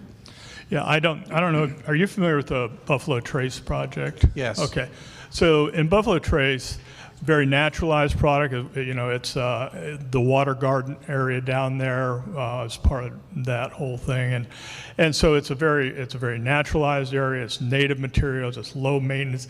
At the same time, it's a for that type of area, I would call it a very formalized area. I mean, it's within a very well-defined situation. Within it, it's very nice. You've got native plants, soft materials, river stones, things like that. So within the concept of it, it has that kind of like 87, sort of has that natural feel while still having sort of the definition like you have down in 92.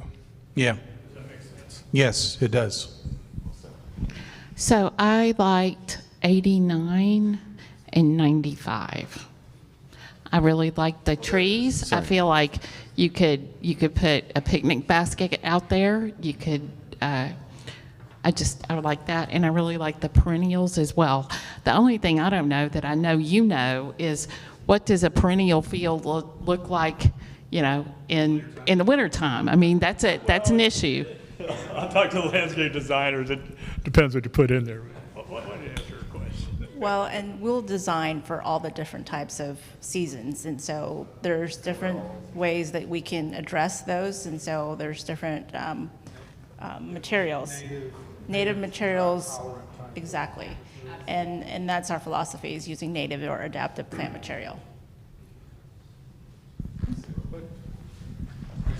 I actually liked 87, and the reason why I liked it was particularly because it looked like it was maintained, and it was specific to not just being in the wild. And then I also like art in nature. I think when you can develop art in part of the whole thing, it adds contrast, adds some character, and it adds something to enjoy while you're walking around.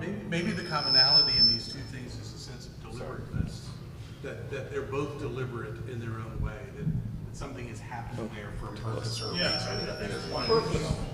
Oh, that's the key. I'm grounding And it. so you like the art to be more integrated into the elements versus Correct. having it be a standalone piece? Correct. So from a civic art standpoint versus a incorporated to the design of the art, Incorporated into the yeah, elements. I think there's a combination of balance that we have to strike. Because you want the civic art for the brand, for the municipal piece, then you want to have that soft piece to say, wait a minute, what are we doing here? Gotcha. I see someone likes dogs at 101 and likes water at 99, and we like ducks on 100. There we go. And So actually, I'm we sorry. have a whole bunch of green here too. That's awesome. So it wasn't, I like the dog, I do like dogs, but actually to me it was the lamppost. The lamppost. Yeah, the lamppost has character. Okay. It's not just a plain lamppost, it has character. And I really liked that a lot. I did not like, I'll just finish my thing. I did not like 106. To me, that just looks like heat stroke. It just looks hot, hot, hot. I just, to me, that is not appealing. I did like 101. That was the straight light. What about 100? Who was on 100? That was me, and I like that because it looks tranquil, it looks natural with all the trees, with the water, with the duck out there, but it also, it's deliberate. It has the trail, it has the benches, it looks welcoming. There's a place to sit down, there's a place to walk. It's not just nature like 99. 99's beautiful, but it doesn't look welcoming. It's got slopes. It'd be hard to walk on. There's nowhere to sit. So I liked 100. Like the formed edge versus the natural? I do. Yeah, this I would say is more bucolic, whereas Yes. this is more structured, more definitive Yes. in terms of how it's presented to you. And I think those are good points as far as you providing that image had multiple uses. So it wasn't just the pond and that aesthetic, but it also had amenity and function. Not just looks, but function. Well, it's like a place statement, right? So you're creating a place, but there's also functional because we have to do our retention. So there's things that we can talk about, which having wet all the time is something we have to consider. This one at the bottom is just because that's part of the options that y'all have in our understanding of future active elements in the park. That's why that was included. Again, that's probably not the right design. It's just more of a... Got to find us a river. Yeah, we got to do a river or something. I'm curious about something because everyone talks about the organic, and there's no dots on 107. But it's got an order to it. It's got a geometry to it. Is there anything that stands out to K107? I'll speak to it. Well, not so much that, but 107 and 09 over here to me had both had the same design element that I like, which is again, and up above you can see they're using native materials, they're using natural materials, very open, very welcoming place, open seating spots. So within the park area, I think, or even up towards, say, City Hall, that's just an extremely nice, inviting feature. I worry about ponds a little bit. Everybody throws coins in there and kids get them and everything. That has more of, again, that naturalized but structural feeling, which for me is sort of where I tend to go. Hey, nothing wrong with coins, revenue source. Very good. Yeah. I didn't put a,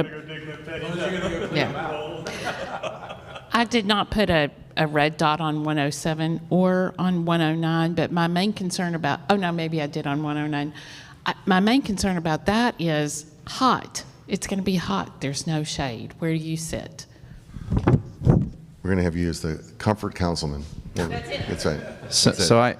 Let's go back to 101 real quick Yes. with the dog. Obviously dog, but also the fact that it's being walked through a park, right? There's going to be a dog park as a feature of this space, but also it's a place where you can go and walk your dog and go on a long trail, kind of like what Councilmember Schinder alluded to with, having the trail next to the lake. I think that makes a lot of sense. I got to say, I like 99 from the perspective of we're talking about how we bring the lake to this space. That's a much more natural lake setting than 100. But from a functional standpoint, 100 makes so much more sense. So I don't know if there's a way to blend those two together or do half the lake one way and half the pond one way and half the other way. But if we're talking about bringing the lake to the space and we want it to look more natural, 99 is accomplishing that. 100 is very man-made and intentional in the way that it's designed. Many ways we can approach that, from perches that you go in and touch and then you walk away and you have the soft. I think it's a balance point, right? And One side of the lake having a pattern like this, and the other side of the lake. right. And so we kind of also skipped over 98. I really like 98. In retrospect, I'm not sure that it makes sense in this particular space, but that design and that having a gathering space like that is what I really like. So, a place where people can come and feel welcome, kind of making this a destination. We've talked about that in other areas, and this is what that's accomplishing. Is that the right thing to do at City Hall or a municipal complex or a park? I don't know that that's the right answer, but that image itself I really do like. So can you contrast that with maybe what 118 is looking like? 116? Yes, 116. 98 feels much more small town homey vibe. 118 feels very metropolitan, I guess you could say. It's a lot bigger. It's got a lot more going on. That looks like a farmer's market.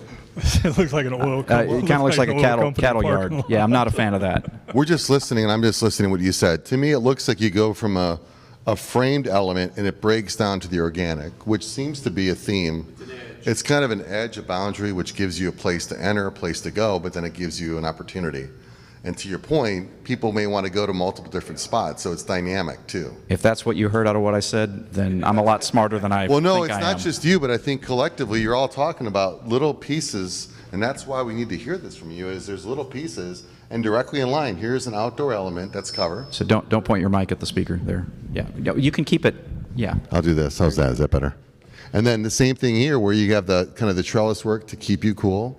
All these things seem to have a common theme that also tie back to the overhangs, the buildings. I'm hearing a lot of commonality. Yeah, I am too. Just one thing on 98 there, and I'm kind of like Jeff. I like it, and I like it conceptually. I'm not sure exactly how it fits within the municipal park design. If you were, I guess, and this is probably getting ahead of it, but when I look at something like that, to me it says if you're going to go something like that, have it electrified and set up for food trucks. Pedestals, water. Yeah. I mean that's if that's the way you want to activate that would be, that would actually be designed as that would be part of that design. Some of our planning will include those things, and all those amenities are just effectively a cost item, and then it's a quantity. You know, We how gotta many pay, we gotta pay extra for it? No, what I'm saying from a standpoint, if you incorporate those things, we're going to have the opportunity to look at those items to provide that value. Yeah, like I said, that's what getting you a guys- little bit ahead of it, but still, it's sort of something to keep in So your from all that, I wrote down communal gathering is important to y'all. Yeah, communal gathering. I don't think this is a food truck park. I think this is a community park where you go and you enjoy basketball, pickleball, you know, trails, etc. I don't think it's a food truck park where we're going to have food trucks idling and all of that kind of stuff. I don't see the food truck park anymore. Perfect. That's Okay, great. good. Thank Got you. it. There we go. We fixed that. Let's continue on to the right. There's some red dots over there. I'm sorry. Well, I was just going to say on the lighting, I think it's important that we have a well-lit and cozy space for, you know, to be an anchor for downtown at nighttime. If people are, you know, moseying around, they go to a bar, they go to a restaurant, they can go down there. There's a place that they can actually hang out, and that's what I like about those lights. Love it. Great comment. Go ahead. I was just continuing on the communal piece. This double one, what number is that, Steve? 114. There's two reds, and there's a red on 116 right below it, and there's no other dots on that end. So Was mine. It's hot, and it just looks like go play in the dirt pit. You know, it's not aesthetically pleasing to me. Yeah. It's got a lot of concrete around there. That was the reason I didn't like 107. I didn't put a red on it, but I didn't put a green either, because I liked the circular design, but I didn't like all that concrete. And I think that's the main thing too with 116 or whatever that is, 114. Yeah. It looks like it's a rubberized mulch. Yeah. Let's go back from there then and backtrack to a couple greens I think we may have passed over. Is 104 and 96 up in the sky, but there's some over here. What was appealing about those? I'm pretty consistent again. It's the unique art, incorporating artwork in the nature. So the trail becomes artwork. I think that's unique. And I'm the same with 110. It's the same thing. It's just, you know, a structural art piece that becomes, you know, something you can sit in. It doesn't necessarily have to look like that. I just like the concept in itself. Like a contemplation area or someplace where you can go. Art. It's art. And it's unique, and it's incorporated. Nice. Contrasting that to that is an interesting thing, because even though this has a lot of that same utilitarian or functional purpose, this is much more unique in terms of how it presents itself and how you engage it, Right. and how it frames views back out into something. In space. Who else was agreeing on 104? Hopefully it wasn't me. No, it wasn't. The boardwalk? 104. 104, the kind of the boardwalk with the stone. Two greens here. Two greens, yeah. One in the sky and one at the boardwalk. Because it's cool Yeah, it's cool and there's shade. and there's shade. You're good. You're consistent. Love it. Just one thing that I've kind of seen as we're getting down on this end, and this is, again, just my personal preference, but I know we want to have active park nodes. We've already identified quite a number of them. We know we're going to have basketball. We know we're going to have pickleball. We're going to have tennis, right? Going to have a lake. So we're taking up quite a bit of area already that we've already sort of planned for. A lot of this stuff to me looks like it belongs at Kids Zone, right? I don't want, me personally, a big playground structure like this or a big playground structure like this. So, yeah, for me, it feels a little tricked out. They're nice amenities to have, but within the consistency of sort of the design maybe we're going for, I don't want to use the word tacky, but it doesn't seem to fit with maybe the other directions we're going. One of the elements was like an adventure land area, but that doesn't say it can't tie into the architecture that we create. It doesn't have to be the reds, the blues, the carnival look. It can be architecturally contextual. I think about the plastic play sets that you see in a lot of parks. Yeah. And I understand why they get there, but it is kind of disappointing. Yeah, so just minor comment. Really good feedback. I agree, because we've got Kids Kingdom right across George Bush. And so I definitely agree with that. I do think it is important that maybe we consider moving forward this space versus the downtown space in our mind, thinking about the green space and this space. To me, the downtown space is that older kind of downtown old Texas maybe part. Maybe this, for me, maybe this is more future looking. So there's not the lake element or the, you know what I'm trying to say? Like the downtown area maybe is more the community gathering space, and maybe this is a smaller family, small community gathering space. I don't know, but I was just thinking about that as we were talking about it, because we do have these two open spaces. Well, identity was what someone mentioned. I was looking over their identity, but also too, you talked about the park area downtown, the rotunda, the roundabouts and everything else. You have that formal boulevard, the front installs, the back installs, the kind of the Veterans Memorial that's downtown. But you talk about that whole district, the whole downtown piece. We have the Civic Heart, we have that downtown. They all have to have some complementary, tie. They're going to inform this too. Right. And I think that's something we're going to help inform you guys. So how do you carry this legacy forward too? Because redevelopment is bound to occur in other areas once this is done too. Yeah, this needs to be a very active living space from the perspective of being a place where families can go and do all of those things that were mentioned, basketball, pickleball, et cetera. Our downtown space is our gathering space, and we were very intentional to not replicate that in this park because that was what Hereford was originally designed as, to have a great lawn. And in retrospect, that makes almost zero sense because we already have a great lawn, and that is in front of our downtown space. So this is more people engagement versus a place where people gather and sit. That can be done downtown. Bingo. In Commerce. Gotcha. Got it. That's good. What I like to do really quick and say thank you on behalf of all of us, but can we just go revisit some of the words and just talk about what we've heard and kind of highlight what we've heard, maybe, Steve, and kind of some other words that we wrote down along the way? Anybody need a break for 2 minutes? Are we okay? I think let's power through. We're kind of wrapping up, right? Yeah, I think we're right end, now. so. We're just with 2 minutes just to go through. Sure. So if I could be, if you don't mind, Steve, I'll just Words that you've picked up along the way? along the way. Do you mind if you hold the mic for me? I'll do a little flashcard. So we heard not monolithic was a big one. Not monolithic. Comfortable environment. Warmth. That was a general statement. Stark contrast is not something you guys want. You like a blended feel. That was a negative, so stark is not positive. But also the materials, that was, I think, brought up by indigenous. So indigenous.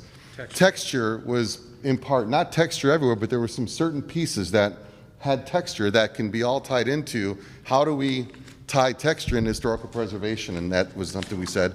Composition was something that I thought was really interesting. It's not just one building, it's the composition of all of this together that makes us whole again. Because right now, it starts to create a brand. It's more of a brand identity of there's sort of a consistency in the composition. right, and then you got the character that comes into it. As Steve mentioned, that city, the Lakeside City, even though we're here, but the other thing that I thought was really kind of cool too is justice. This is to serve the public, and you guys have put everything forward from a civic standpoint. You guys are doing a great job because that's what matters most. And that's why you guys are here to serve. And then there was another one that we heard, nature and natural, and I just wrote that down. There's a certain bit of nature that ties to the landscaping, but make it natural, make it comfortable, make it feel good, which talks about that. But then the big thing, communal gathering. Sorry, that was that's gathering. I hope it looks like gathering. Communal was wrong. And then, I was drawing with my hand. And then He's an architect, not an English teacher. We It's okay. talked about was the active elements having a mature feel to it. So make it feel like it's been there too, and that's part of it too, is we have to create a new norm for you. There's nothing there right now. And through all of this and through these pieces and puzzles, we have to activate all these things together. And so you're going to hear these play back. All of these are going to reassemble themselves as we come forward here for your approval of schematic design. And you're going to say, well, who said mature? Well, you guys did. So what does that mean? So did this respond to the mature? Are we being, I'm going to grab this really quick. And Steve, I want you to jump into this. The fun play is, did what we do today, did we pay respect to the community? Was it respectable? We're under one city, right? We're trying to create this one city. There's Unity. two different sides, right? Yeah. And then we can play off those words as we need to establish the character. We now have at least some direction to understand the character. And we need to be reflective as we come back on this all. So there's little key pieces that are anchoring So as our I thoughts said as we go forward in the here. outset, this really becomes kind of a dictionary, a lexicon, if you will, that allows us, as we design forward, to be able to come back and say, this is what we were talking about. These are the words we used at the moment we were in it. We defined it this way. Has something changed about that? And we're looking at it differently as the design evolves. And that helps all of us have that conversation along the way. Perceptions can change and definitions can change, but if we start with a common place in terms of having a common lexicon of what we're talking about and imagery tied to that, it makes it much more consistent. Okay, couple comments. Yes, please. So one of your cards said stark contrast. And I know we mentioned contrast and we talked about the difference in the colors. And so I think contrast overall is a good thing. But starkness Maybe stark of the contrast is not a monolithic good is thing. not, Right. And correct. I So, said stark was negative. It okay, was a yes. negative. So just Yeah. the difference, I want to clarify. Contrast is good. There was one more person that said something, I think you mentioned relevant, the nod to the past. So making it also relevant was nod to the past. I think I missed writing that down. Is that right? I don't think I said that, but I do believe that's No, what here- was said. It was relevant, and it was this gentleman here, but it was about past, present, and future. Okay. And Right. he and I had a conversation about that. Okay, so we're going to go here and there. Okay. Okay, and the other comment is, none of these really capture the customer experience because they're all still images, right? But all of this has to be customer-centric. So Totally I think understand that's a that. key component of it as well. Yep.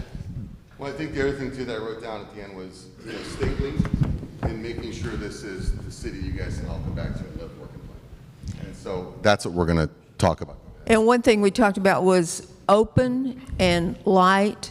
And I think the openness is symbolic of what we want to be in government. We want transparency in government. We want to be open with our citizens, and that's reflected in the actual design where we have open design. Sure. I love that because as you were writing down, we all wrote down stuff here, but the technical advancements to bring the light, to make things open, to make these environments, to unify the two sides of the city, this is going to be that thread that ties it together.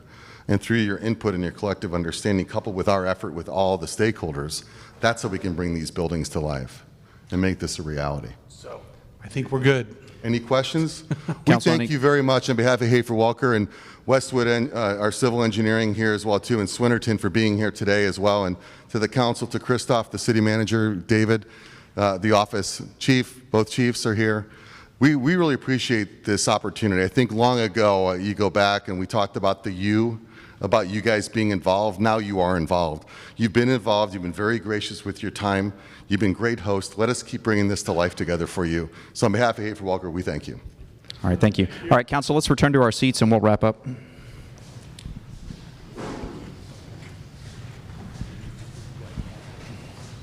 Sit down, I don't want to get up. I know. Oh, my goodness. No, I don't have any red dots. All right, council, with that, we have concluded agenda item 3A. We'll move to agenda item 4, which is to discuss the consent agenda items for January 7th, 2025 city council meeting. Is there any discussion, questions, anything we want to pull for individual consideration? All right, seeing none, we will move to item 5, which is to adjourn, and it is 8:12 p.m. Thank you all. Thank you especially. Have a great night.